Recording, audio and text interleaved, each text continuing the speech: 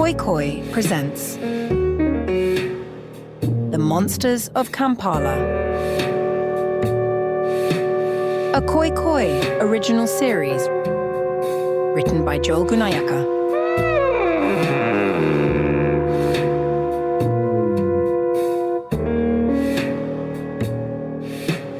Chapter 3, An Unexpected Alliance.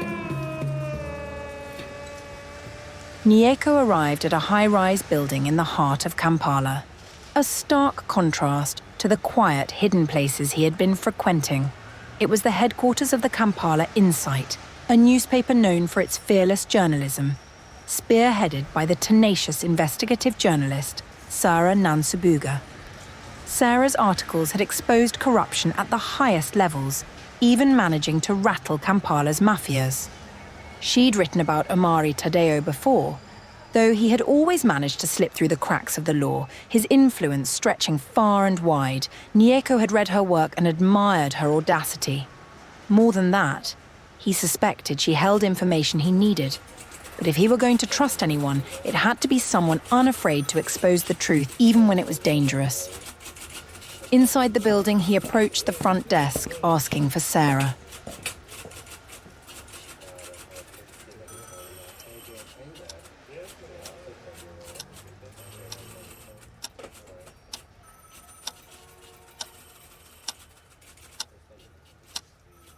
After a long time waiting in the lobby and scrutinizing looks from the receptionist, he was led to her office.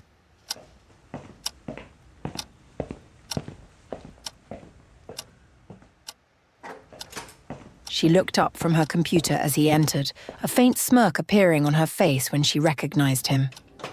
"The sleuth, Kampala's true shadow," she said, crossing her arms. "To what do I owe the pleasure?" Nyeko gave a small nod. "I need your help." Sarah's smile widened, but her eyes held a keen, cautious light. "The last time someone told me that, they were trying to cover their tracks. Why should I trust you?" Nyeko reached into his pocket and handed her the napkin with Omari Tadeo's name on it. "Because we're looking at the same monster, and I think it's time he was brought down." Sarah studied the napkin, her expression becoming serious. "Tadeo? He's well protected. I've been after him for years, but he's too slippery.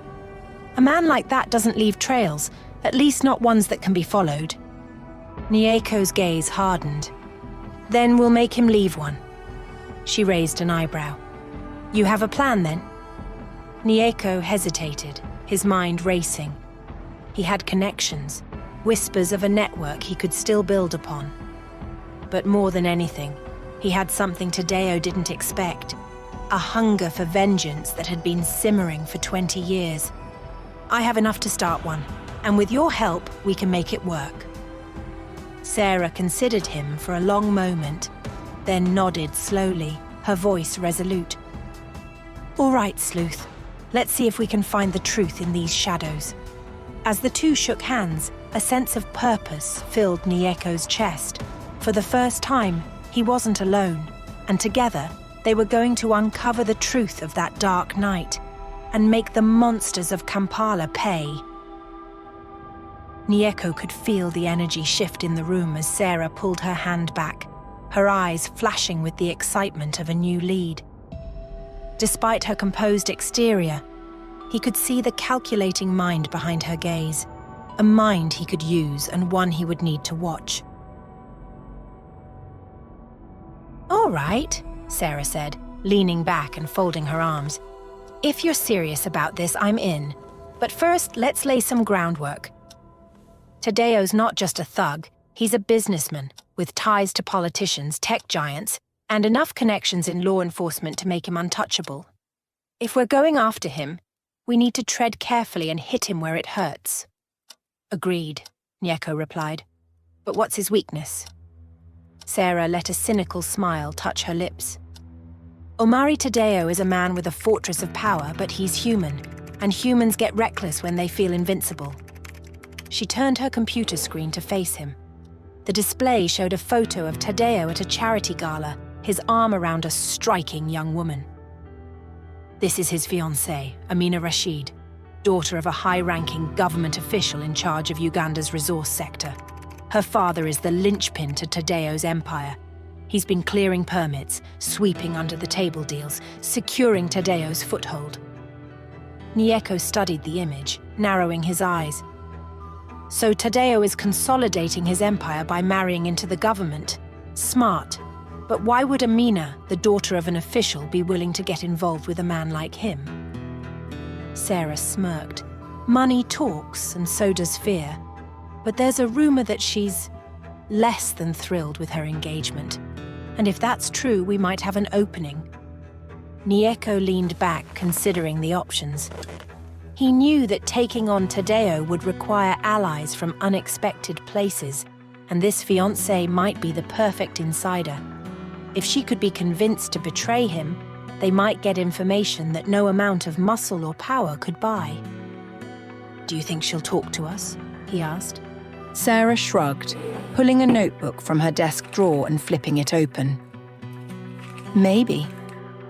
She discreetly frequents a jazz club on the outskirts of town, the Blue Nile. My sources have seen her there most weekends without Tadeo. If you're subtle, you might be able to approach her without raising any red flags. Nyeko nodded. He would go to the Blue Nile and see if he could find a way to get close to Amina. But he would need to play it carefully. One wrong move, and she could run straight back to Tadeo, exposing him and Sarah both. "Fine," he said. "I'll talk to her, but we should keep digging too. Anything you can find on Tadeo's recent dealings or potential enemies could give us an edge." Sarah grinned, a gleam of excitement in her eyes. "Don't worry. I've got contacts who owe me a few favors. I'll see what I can turn up."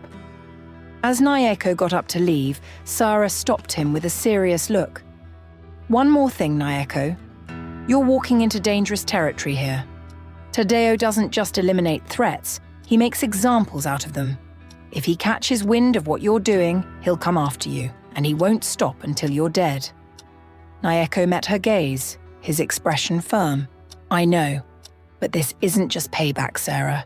This is justice." She nodded, seeming to understand. "Then let's make it count."